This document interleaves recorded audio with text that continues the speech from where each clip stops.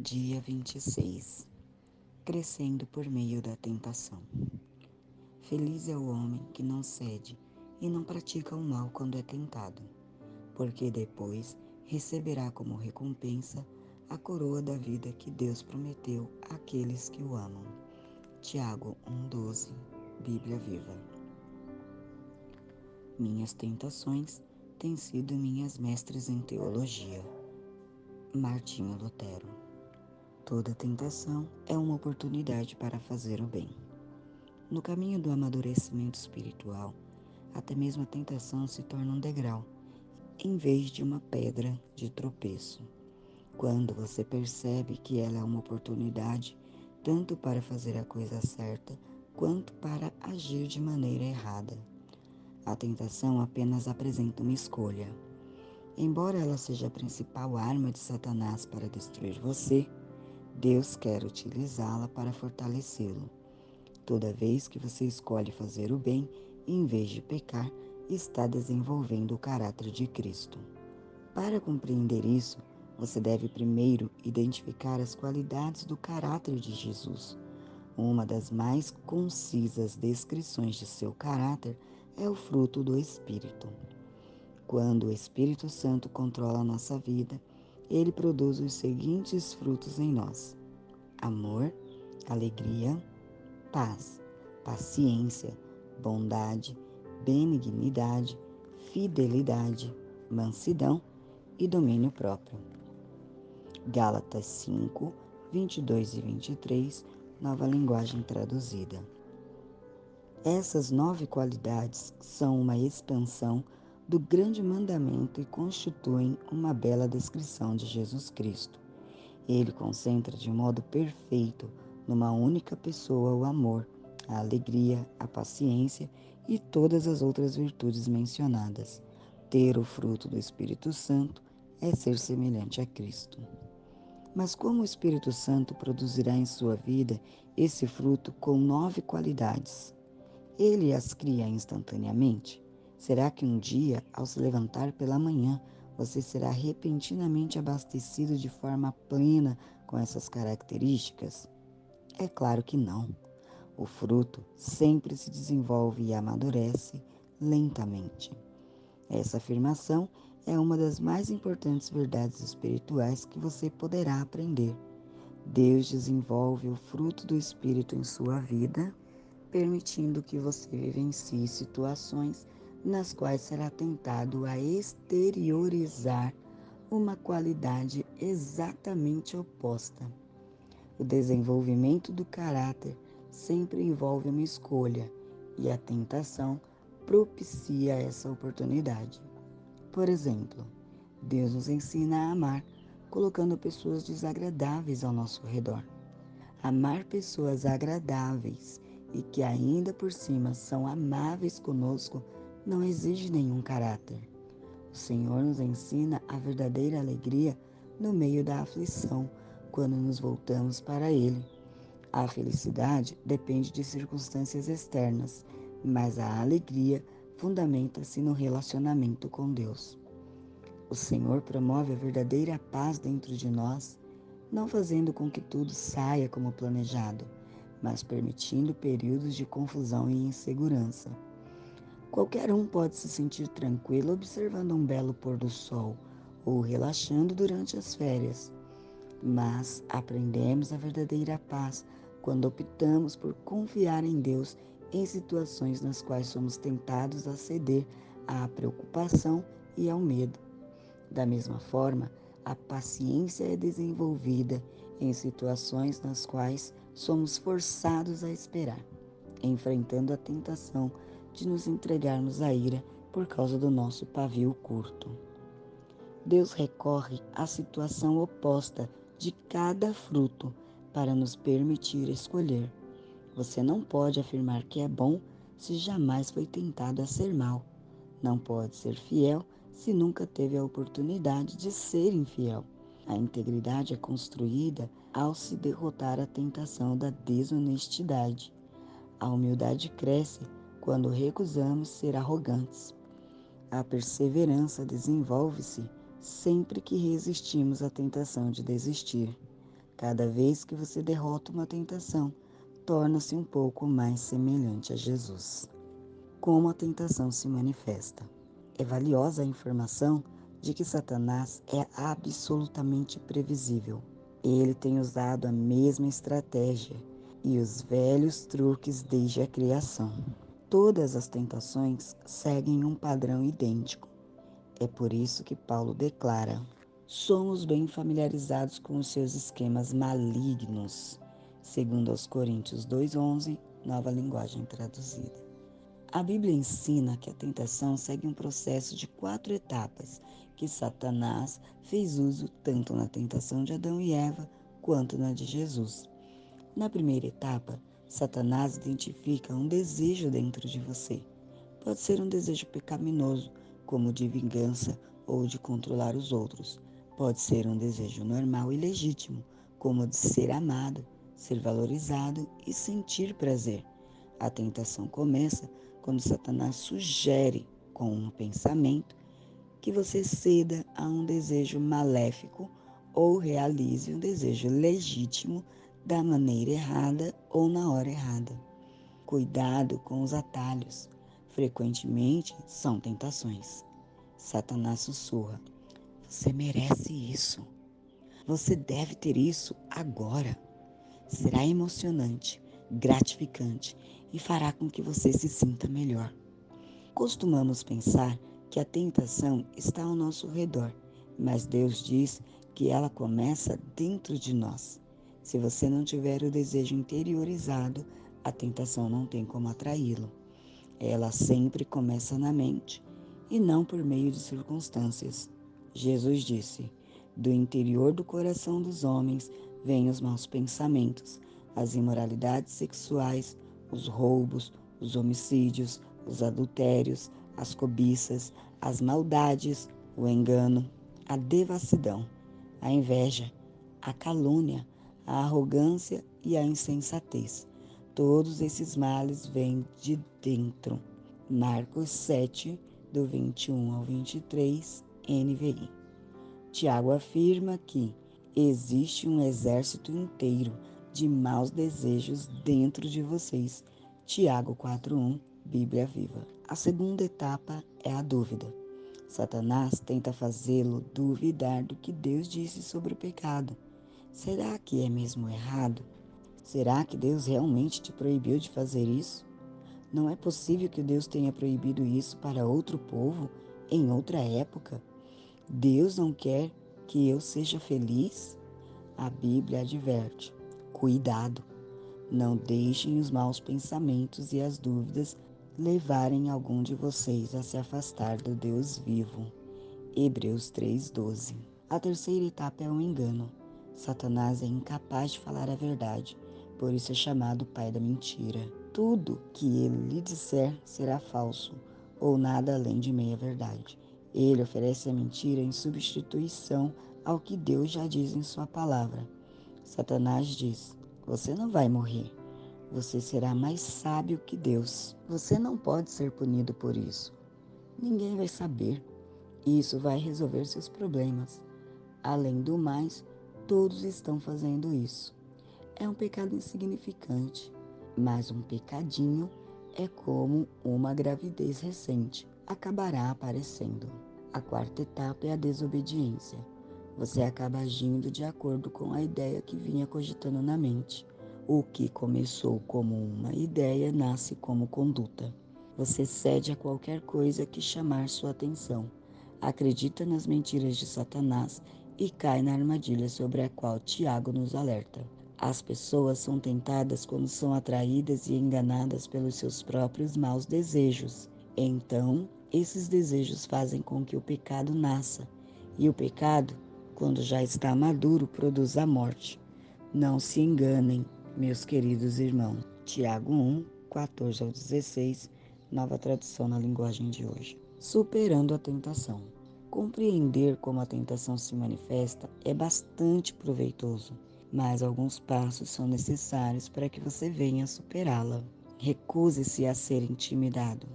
Muitos cristãos são aterrorizados e aviltados por pensamentos tentadores, sentindo-se culpados por não estarem fora do alcance da tentação.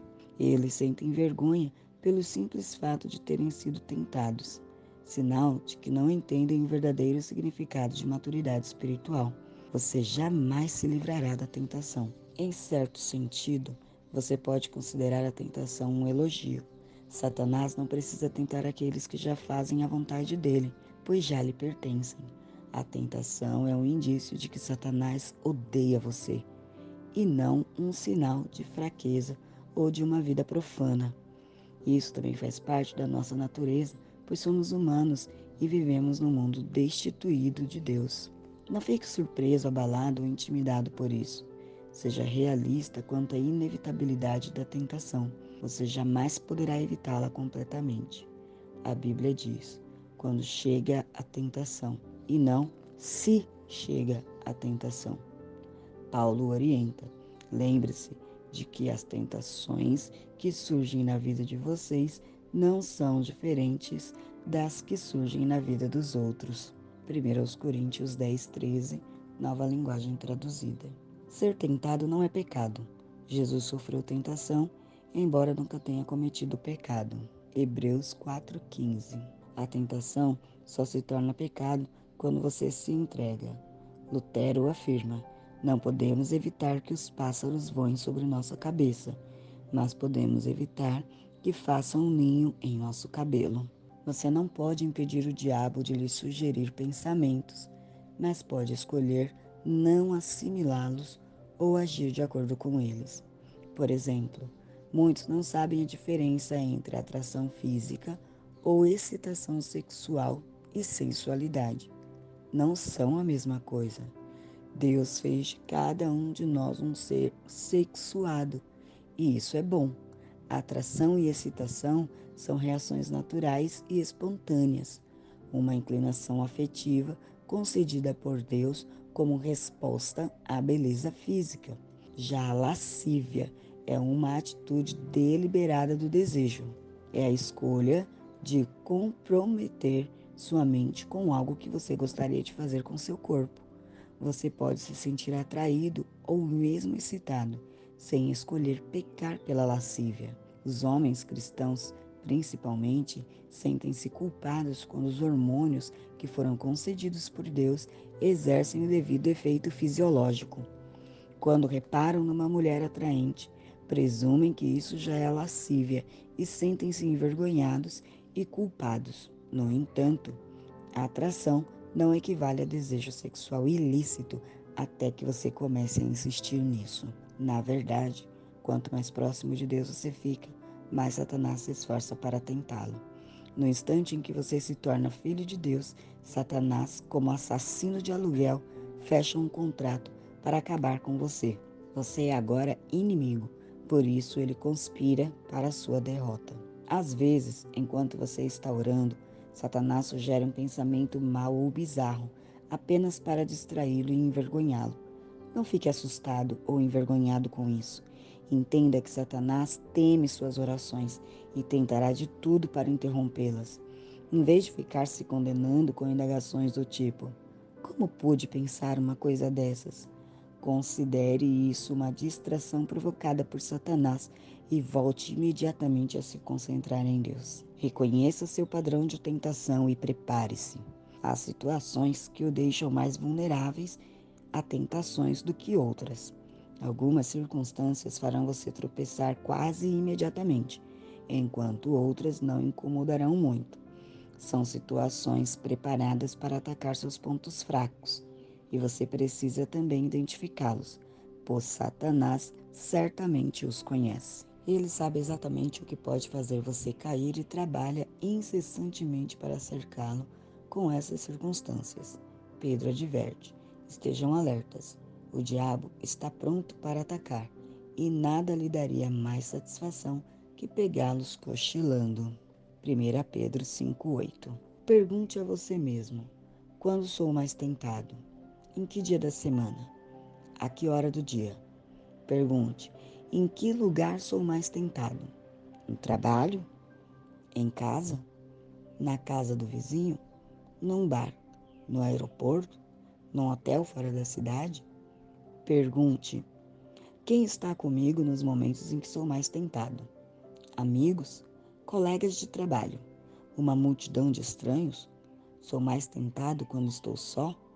Pergunte também como normalmente estou me sentindo quando sou mais tentado. Pode ser quando você está cansado, solitário, entediado, deprimido ou sob pressão. Ou talvez quando está magoado, zangado, preocupado. Ou ainda após um grande sucesso ou momento de enlevo espiritual. Você deve identificar seu padrão de tentação e então se preparar, a fim de evitar tais situações, tanto quanto possível. A Bíblia nos adverte continuamente em nos prevenirmos para enfrentar a tentação. Paulo admoesta: não deem ao diabo a oportunidade para tentar vocês. Efésios 4, 27. Nova tradução na linguagem de hoje. O planejamento prudente reduz a tentação. Siga o conselho de Provérbios. Pense bem no que você vai fazer. Evite o mal e caminhe sempre em frente. Não se desvie nem um só passo do caminho certo. Provérbios 4, 26 e 27. O povo de Deus evita os maus caminhos e se protege, observando o lugar por onde vai. Provérbios 16, 17. Peça ajuda a Deus. O céu tem uma linha direta para emergências, acessível durante as 24 horas do dia. Deus quer que você peça ajuda quando a tentação estiver muito forte. Ele diz: clame a mim no dia da angústia, e eu o livrarei, e você me honrará.